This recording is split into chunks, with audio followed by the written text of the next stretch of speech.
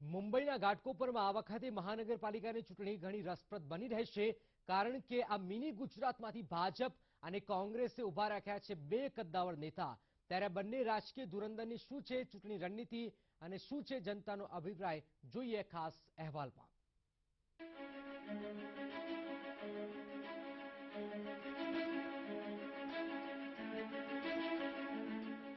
દેશની આર્થિક રાજધાનીમાં આવી છે ચૂંટણીની મોસમ. બીએમસીની ચૂંટણીના ધમધમાટમાં તમામ પક્ષો જીતની મંઝિલ સુધી પહોંચવામાં લાગ્યા છે. ત્યારે મુંબઈના મિની ગુજરાત વિસ્તાર એવા ઘાટકોપરમાં પણ ચૂંટણી જંગ રસપ્રદ બન્યું છે. કારણ કે ગુજરાતી બહુમત ધરાવતા ગારોડિયા નગરમાંથી કોંગ્રેસ અને ભાજપે ઉભા રાખ્યા છે ગુજરાતી ઉમેદવાર. એટલે ભાજપ તરફથી પરાગ શાહ તો કોંગ્રેસ તરફથી પ્રવીણ છેડા ચૂંટણી લડશે.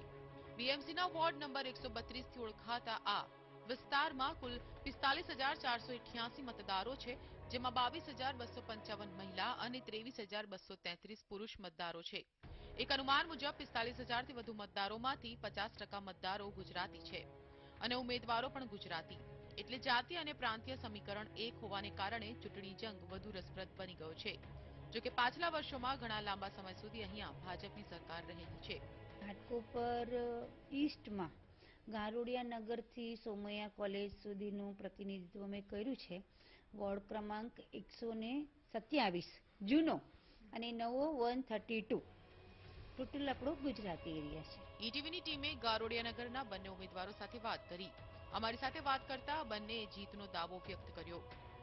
ચોક્કસ છેલ્લા 30 વર્ષથી એક જ પક્ષના લોકપ્રતિનિધિ ત્યાં આગળ પ્રતિનિધિત્વ કરી રહ્યા છે અને એમની ફેલ્યોર લોકોની સામે આવી છે. મને લાગે છે કે આ બધા સબ્જેક્ટની અંદર પછી રોડનો વિષય હોય, ગટરનો વિષય હોય કે વોટર લોગિંગનો વિષય હોય, સિવરેજ લાઇનનો વિષય, ઓપન સ્પેસનો વિષય, આ 4-5 વિષય આ ઇલેક્શનની અંદર ગંભીરતાથી લેવામાં આવશે.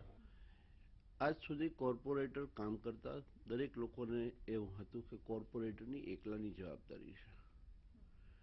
જવાબદારી લેવા માટે હું સંપૂર્ણ કટિબદ્ધ છું.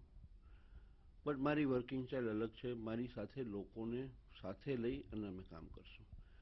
દરેક એરિયામાં જે પણ કામ થઈ રહ્યું છે તેના સ્થાનિક કોઈ પણ બે લોકો જે આપણા સ્થાનિકોએ નક્કી કરેલા હશે એ મારી ટીમમાં 2 જણા રહેશે. આ વિસ્તારના સ્થાનિકો સાથે વાત કરતા તેમણે અનેક સમસ્યાઓ ગણાવી. કોઈ પણ કામ કહીએ છીએ તો કામ થતા નથી. અહીંયા અહીંના લોકલ નગરસેવકો હોય કે જે પણ અહીંયાના રાજકારણની લોકો છે કોઈ દિવસ પબ્લિક પર ધ્યાન આપ્યું નથી. આ લોકોએ ગટર ભરાવાની અને એ થોડી ઘણી સમસ્યા દૂર થઈ છે, પણ હજી એટલી જોવે એવી નથી થઈ. રસ્તા તો ગરોડિયામાં ભરાય છે, તો અમારા ક્લાયન્ટ લોકો અમને કહે છે કે અમે ગરોડિયામાં આવવું કેવી રીતે. ભાજપે પણ ગારોડિયા નગરની પરિસ્થિતિનો કયાસ કાઢીને નવો ચહેરો મેદાનમાં ઉતાર્યો છે. કોંગ્રેસે પણ જીતનો ધ્વજ લહેરાવવા માટે મજબૂત નેતા પર પસંદગીનો કળશ ઢોળ્યો છે. ત્યારે જનતા કોને જીતનો તાજ પહેરાવે છે તે તો આવનારો સમય જ બતાવશે. Isha Kataria, ETV news.